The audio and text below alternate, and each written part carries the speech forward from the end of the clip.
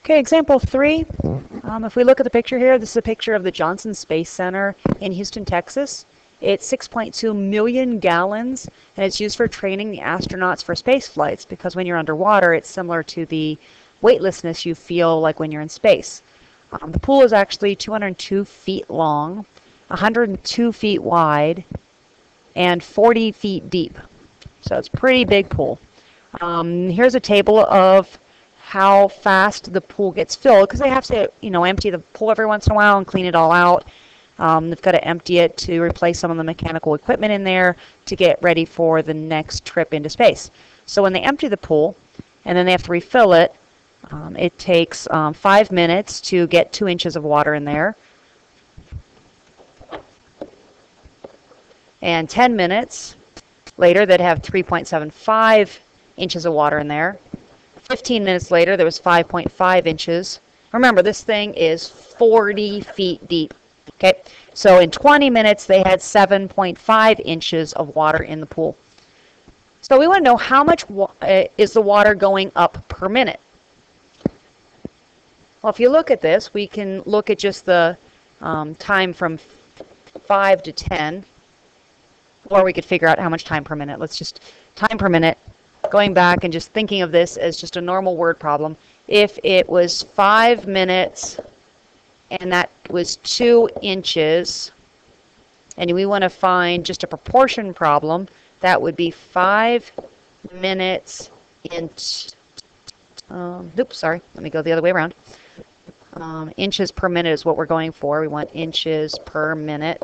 So that means my inches go on top. So 2 inches in 5 minutes is equal to how many inches in 1 minute?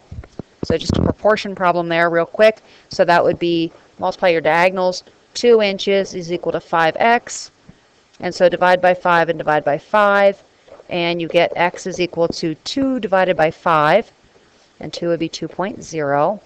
And 5 goes into 2.0. That would be 0.4 times. So 0.4, and remember what our units are, that's inches per minute. So in this problem, we have 0.4 inches per minute. So that's how much water we're going up by each minute. So if we find the rate of change between 10 and 20 minutes, so let's go up here and grab our data out of our chart here. So 10 is 3.75 and 20 is 7.5. We want to find the rate of change. Okay, so that means that this would be 10 minutes later.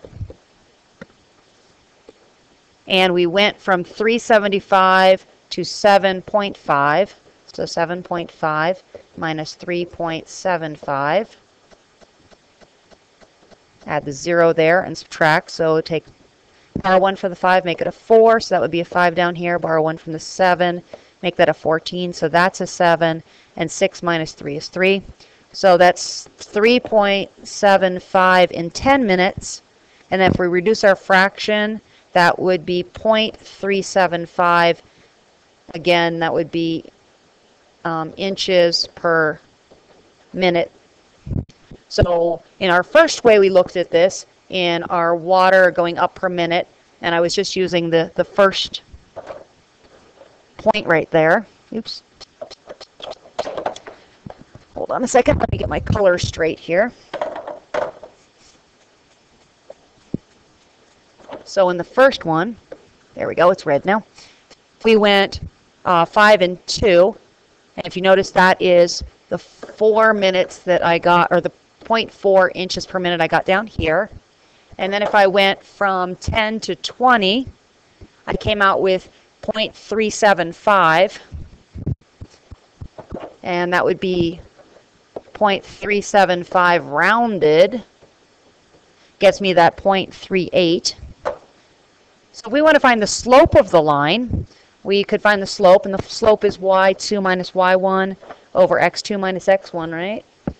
So let me just write this down here, y2 minus y1 over x2 minus x1. And we could call, these are x's and these are y's. right? Because our minutes would be in the bottom when we're going inches per minute. And so it would make sense for the inches to be on the bottom of our fraction when we're talking about slope. So I can do the same points that I did before, the 10 and the 20. So my y's would be taking the 7.5 minus the 3.75, and the x's would be taking the 20 minus the 10.